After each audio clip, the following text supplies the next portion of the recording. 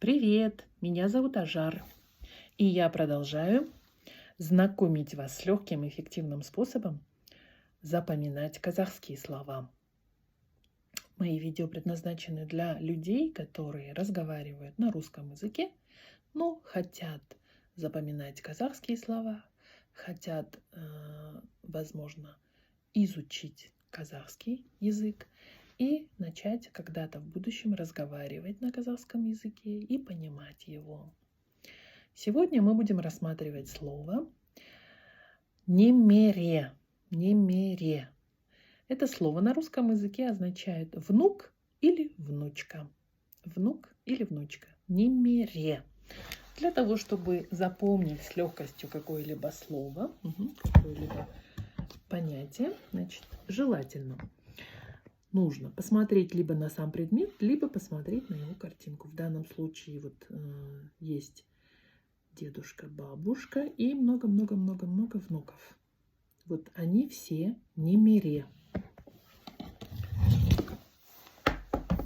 А теперь давайте составлять предложения, русские предложения со словом немере. Мы вставляем слово немере вместо слова внук или внучка. У наших родителей много немере. У наших дедушки и бабушки было 40 с лишним немере. Мы как-то считали, хотя у казахов это почему-то не приветствуется. Нам запрещали считать количество людей, количество детей, количество внуков. Нам запрещали считать. Примерно так. В общем, 40 с лишним немере. Вот. Отношения между дедушкой, бабушкой и немере, я думаю, что особенно теплые. Прям многие говорят, что любят своих немере больше, чем когда-то своих детей. Я тоже когда-нибудь хочу получить немере от своей дочери. И ни одного желательно. Но это как уже Бог распорядится. Я вижу, когда во дворе гуляют иногда дедушки-бабушки со своими немере.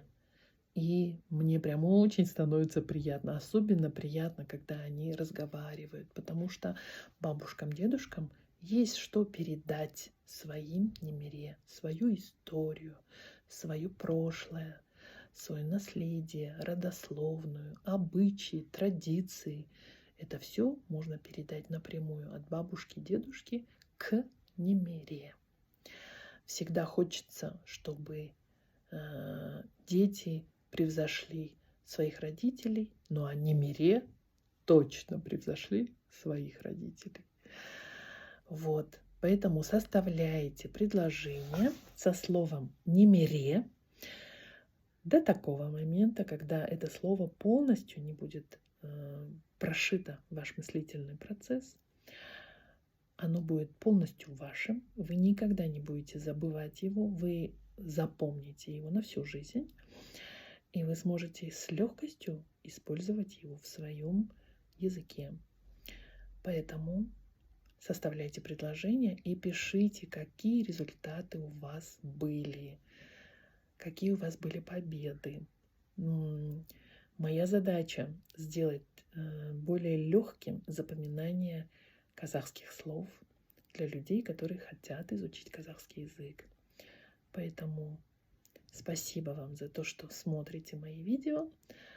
И до встречи. Пока.